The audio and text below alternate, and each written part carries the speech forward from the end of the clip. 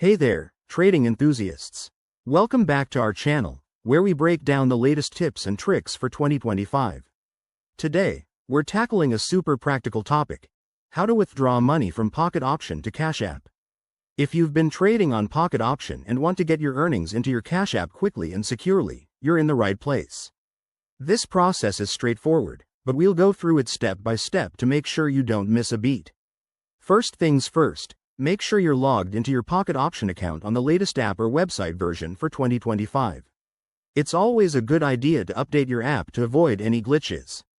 Once you're in, head over to the Wallet or Funds section. Look for the withdrawal option, usually represented by a downward arrow icon.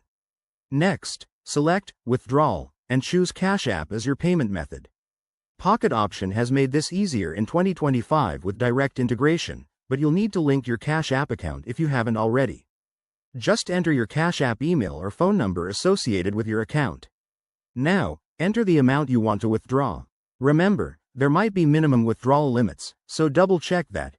It's often around $10, but it can vary. Before you hit confirm, verify all the details. This includes your withdrawal amount, the receiving account, and any fees involved.